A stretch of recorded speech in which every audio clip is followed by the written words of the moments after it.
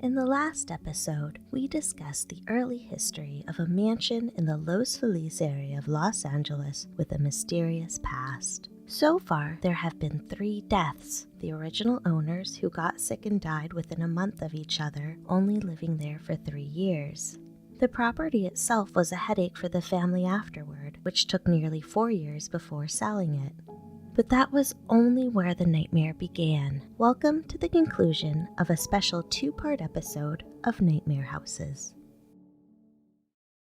Lillian Minnie Silver was born in April 1916 in New York. She was the youngest of 3 children of Russian Jewish immigrants. The family appears to have moved to Ohio just a short time later and finally settling in California in the 1920s. Minnie graduated from Los Angeles High School in 1932. It's not clear what she did between graduating high school and getting married. She did not appear to attend college, and it's not clear if she worked. It's also not clear how she met Dr. Harold Nathan Pearlson, but they were married on April 7, 1937, when she was 22 and he was 28. Harold was born in New York, also to a Jewish family, in 1909, and he was the oldest of several children. He received his education in New York and became a cardiologist. Sometime in the 1930s, he moved to Los Angeles. The couple lived in Los Angeles, and Harold's career appeared to be doing well and on a successful trajectory in those early years, as Harold would be published, have a patent, and give talks in the community. Their first child, Judith Rachel Pearlson, was born on July 31, 1941. The Pearlsons timed their children with the onset of World War II. They waited until after the war was over to continue growing the family. Their son, Joel David Pearlson, was born on April 7, 1946. Finally, another daughter, Deborah Lynn Pearlson, was born on February 16, 1948. In 1956, the Pearlsons purchased the mansion at 2475 Glendower Place. Harold purchased it for a steal, and it seemed like a great deal. The unfortunate reality is that the Pearlsons were deeply in debt when they moved to the Glendower Place home. In August 1958, Harold was admitted to Temple Hospital for a short psychiatric stay. While unknown the exact cause and reason he was admitted to the emergency room and stayed nearly a week in the hospital, it was likely his first known suicide attempt. The drug thorazine was prescribed to him, indicating a mental health episode was likely. Lillian Pearlson had planned to have her husband committed to a psychiatric ward December of 1959. While he appeared to be successful on the outside, he wasn't. He had many financial troubles, including a few legal issues, and Harold began to resent his wife and oldest daughter. He blamed them for his financial struggles. Their oldest daughter, Judy, was quite aware of her parents' financial strain and had even written to an aunt shortly before the attack regarding her parents' finances. But there was something else that was likely taking a toll on Harold. He had a secret. It was very likely he was abusing prescription drugs, perhaps as a means to escape his problems. As a doctor, he had plenty of access to controlled substances. Taking these drugs could have played a role in the subsequent tragedy if Harold was dealing with a mental illness. In 1958, the Pearlsons purchased the Inglewood Medical Clinic and leased the interior for a private medical practice in Inglewood. The lease had a term until 1963, but payments would increase drastically, from around $250 to about $1,000 after the first 2 years. That first increased payment was due on January 1, 1960. It seemed as though the private practice was an effort to turn around the financial situation, but it wasn't making the money the Pearlsons had hoped.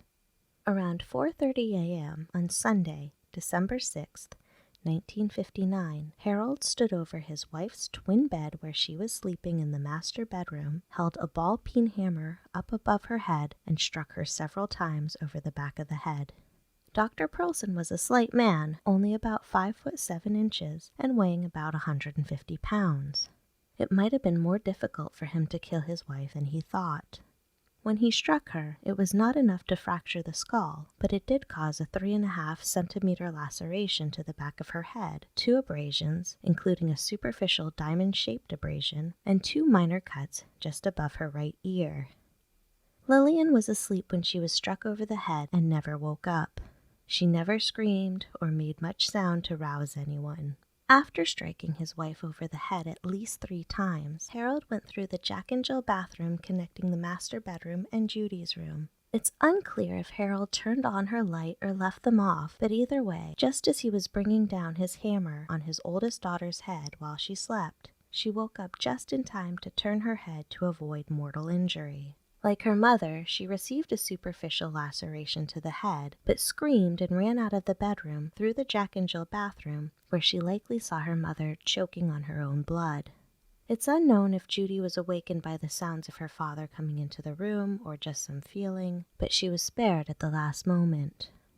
Awakened by their sister's screams, the other 2 children, Joel and Debbie, came out into the hallway. At that point, Harold told his youngest daughter not to worry, to go back to bed. It was all just a nightmare. Judy screamed as she fled the house and went down the 51 steps to seek help. The first neighbor she turned to did not answer their door. They were likely incredibly shocked, and in the early morning hours, and with Judy screaming hysterically and bleeding from the head, they were probably afraid and didn't recognize her. Judy then turned and ran to another neighbor's house for help, who did let her in. Concerned, that neighbor went up to the residence to find Harold, who told him to leave. By that point, Harold had gone back into the Jack and Jill bathroom, and there he consumed a fatal dose of barbiturates. He lay dying on the floor next to his wife's bed. The neighbor called an ambulance, but Harold Pearlson was dead before it arrived. That night, the intended victims were Lillian, Judy, and Harold, with Judy miraculously surviving the brutal attack. Judy waking up disrupted Harold's plan, and he never intended to kill the youngest 2 children, and they were probably never meant to see any of it. It's unknown whether he planned on killing himself that night or not. Perhaps he had another plan in mind, but Judy waking up foiled him and decided to end it then and there since his wife was already dead. He had the access to the drugs he needed to cause an overdose. Following the tragedy, the estate was sold in probate, including its furnishings and personal belongings. Harold Pearlson had a massive debt at the time of his death. The assets he had were the 3 family cars, the private practice in Inglewood, and the house. But he had many debts, including late tuition payments for his children and other fees. The children went to New York to live with extended family following the horrific events. They didn't want anything to do with the house again. Judy never liked the home even when they first moved in, and before that gruesome early morning, often comparing the home to a mausoleum. The house sat on the market for a little over a year before being sold, but it wasn't an easy sale. There was a lack of interest in the property since the tragic events, and no one seemed to want to live there. Los Angeles today is very different from the Los Angeles in the mid-century. In those days, this neighborhood in Los Feliz was exclusively white. It was usually against policy for realtors to show certain homes to people of color. In 1960, a Mexican-American couple, Julian and Amelia Enriquez from the Lincoln Heights area of Los Angeles, got news of a large mansion for sale in an exclusive neighborhood for a meager price due to the murder-suicide, and it wasn't selling. They decided they would buy it, not for themselves, but their only son. The Enriquezes took a chance on the property, even negotiating for a lower price. Amelia Enriquez came from a great wealth in Mexico. Her parents immigrated to Texas from Mexico and settled in the Los Angeles area in the 1930s. Julian's parents were immigrants from Mexico who first settled in Texas before continuing to Los Angeles as well. It's not clear when they met, but they were married and they started a family. It appears they were able to only have just one child. Despite their wealth, Amelia and her husband opened up their auto repair and filling station to provide even more of an inheritance for their one and only golden child, Rudy. They worked hard and built their wealth for him, and when the opportunity came to own a lavish mansion in an exclusive neighborhood, they took it. However, they never fully moved in. The reality is that there was likely some systemic racism that alienated the Mexican couple in the exclusive neighborhood. The family also had multiple investment properties and a family home purchased in the early 1900s in Lincoln Heights that the couple chose to live at instead. Perhaps they just never felt comfortable or welcome in the neighborhood, especially in those early years. Also, the property was purchased for their son, who was 29 years old in 1960. Despite rumors that the property was vacant for decades, utilities and other documents indicated someone was living there all those decades. Rudy Enriquez was born in Los Angeles in November 1931. He would be their only child, and they were a very close-knit family. Rudy served in World War II and went on to have a career as a music manager in the late 1960s that would span over 30 years. In 1973, his father Julian died, leaving the property to his mother. Rudy never got married or had children. It appears he had a girlfriend he was hoping to marry, but she died tragically in a car accident, and he never seemed interested in a relationship again. He was reported as a lovely and kind person. However, Rudy was also a hoarder. Despite being wealthy, he lived modestly. Rudy even reused the paper that had Dr. Pearlson's notes on them. He kept everything and lived frugally. When his parents bought the estate, they purchased it as is, including the furnishings and personal property that had belonged to the previous residents. When Rudy moved in, he moved in amongst the furnishings already there, just adding his things over time. In 1994, his mother Amelia died, and the city of Los Angeles forced Rudy to make the many necessary repairs on the property. While he and his friends spent time there when they needed a place to live, he didn't maintain the property throughout the years. The house became a time capsule or a memorial to his parents' memory. It was their gift to him, and perhaps he didn't want to change anything. Unfortunately, estates need to be maintained, updated, and cared for, as homeownership is a vast and costly responsibility. The longer repairs and upgrades go neglected, the greater the risk of the property being lost to time forever increases. But this residence was about to become a legend forever. In 2009, Bob Poole of the Los Angeles Times reported on the house, launching it into the public spotlight. Depicting the house as abandoned and filled with the victim's furnishing, seemingly trapped in time, attracted significant interest in the property. It became a real-life urban legend on social media and spread like wildfire in the paranormal and true crime communities. In 2015, Rudy Enriquez died. He was 83 years old at the time and was living in a much smaller, more modest house. When he died, he was a millionaire, but it wasn't easy to tell. After his death, the property was again put into a probate sale for the first time in almost 60 years. In 2016, attorney Lisa Bloom, daughter of famed attorney Gloria Allred, and her husband purchased the property in a probate auction for just over $2.2 million.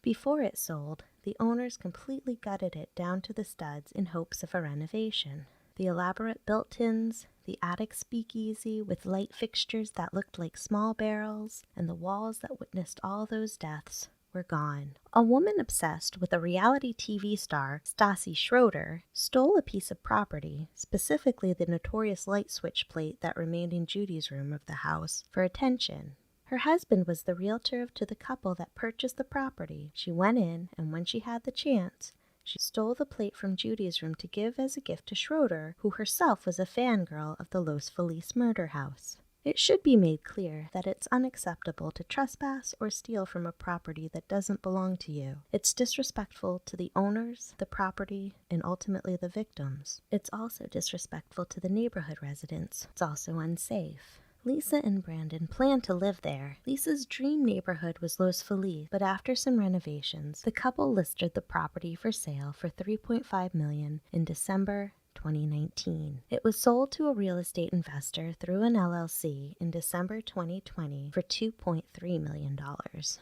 Some of the legends of this home were based on fact, but the details were heavily exaggerated over time. Ultimately, this loses the focus of the real tragedy. A family was shattered, and 3 children's lives forever changed. Rumors spread about the property being haunted, but the long-term owner never experienced anything to support the theory. Ultimately, the property was poorly designed and had chronic plumbing and drainage issues. It was up a steep hill. Despite improvements, it sat uncared for so long, it was probably more of a money pit than a dream home.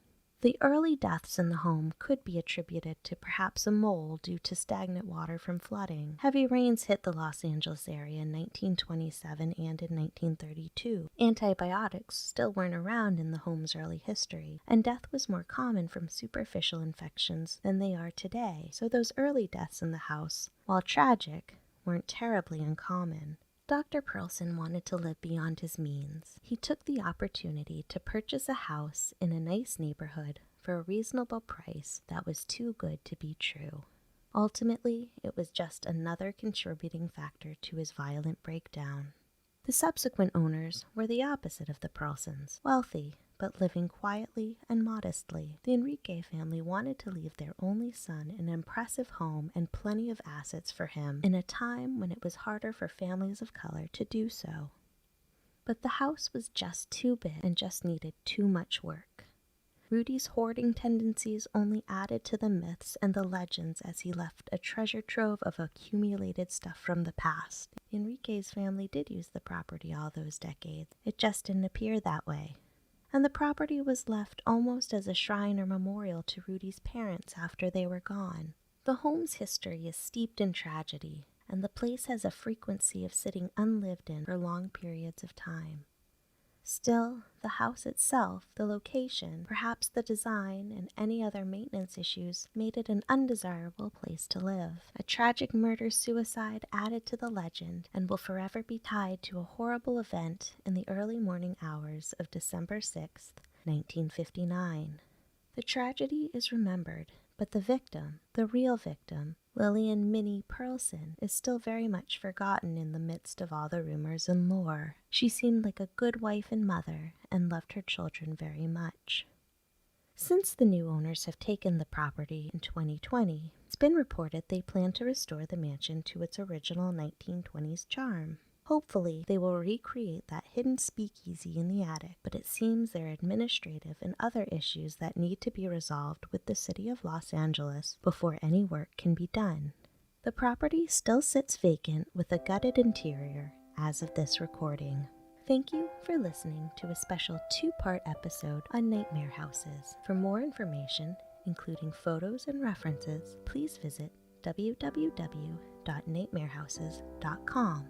A special thank you to the Los Feliz Murder Mansion podcast for their time, effort, and research on this property. For a more detailed look into the mystery house, please visit www.losfelizmurdermansion.com for more. Until next time, goodbye.